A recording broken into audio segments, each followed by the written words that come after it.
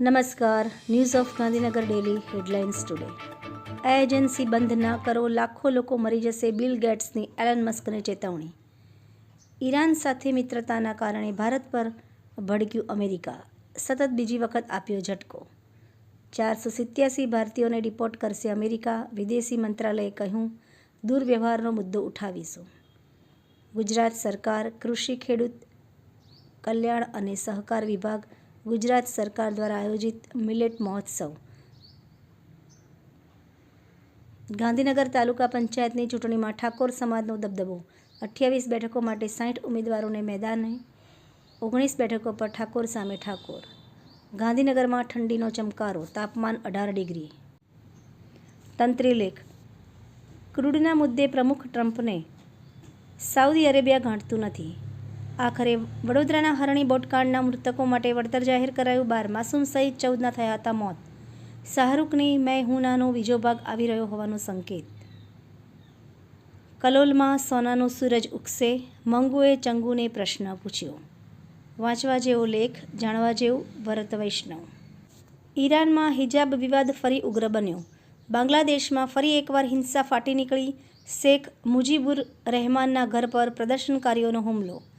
અમેરિકાના રાષ્ટ્રપતિ Donald Trump અને ઇઝરાયેલી પીએમ નેતન્યાહુ વચ્ચે થઈ મુલાકાત। એનોજી સાહિત્ય સરિતા ગ્રુપ વિષય સાહિત્ય સરિતા ગ્રુપનું તૃતીય સ્નેહ મિલન। એના ઉપર સર્જકોની ખૂબ જ સુંદર વિવિધ સ્વરચિત રચનાઓ। શ્રી પ્રયાગરાજ મહાકુંભ મેળો ખૂબ જ જરૂરી માહિતી જાણવા જેવી। મેં અધિકારીઓને સૂચના આપી છે કે જો ઈરાન હુમલો કરે તો તેનો સંપૂર્ણપણે નાશ કરી દેવો। Donald Trump.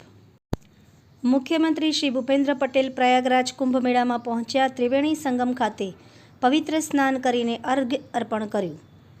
મિલેટ મહોત્સવ અને પ્રાકૃતિક ફાર્મર માર્કેટ 2025 ગાંધીનગર જિલ્લામાં સેક્ટર 11 રામકથા મેદાન ખાતે મિલેટ મહોત્સવની ઉજવણી કરવાનું આયોજન। કલેક્ટર શ્રી ગાંધીનગર તથા જિલ્લા ચૂંટણી અધિકારી શ્રી મેહુલ કે દવે દ્વારા આગામી સમયમાં યોજાનાર માણસા નગરપાલિકાની ચૂંટણી 2025 તથા આમજા તાલુકા પંચાયતની પેટા ચૂંટણીની તૈયારીઓની સમીક્ષા કરવામાં આવી। મુખ્યમંત્રી શ્રી ભૂપેન્દ્ર પટેલનો રાજ્યની નવી રચાયેલી મહાનગરપાલિકાઓને વહીવટી ક્ષમતાવર્ધન માટે ₹208 કરોડ સહિત અન્ય 5 મહાનગરપાલિકાઓ અને 4 નગરપાલિકાઓને શહેરી જનસુખાકારીના કામો માટે એક જ દિવસમાં કુલ ₹710 કરોડ ફાળવવાનો નિર્ણય। અમેરિકાથી પરત આવેલા ગુજરાતના તમામ 33 નાગરિકોને અમદાવાદ એરપોર્ટથી પોલીસ મદદ આપી સુરક્ષિત રીતે ઘરે પહોંચાડવામાં આવ્યા। આભાર મિત્રો। મીનાક્ષી રાવલ, ગાંધીનગર, ન્યૂઝ ઓફ ગાંધીનગર, દૈનિક જન ફરિયાદ ન્યૂઝ।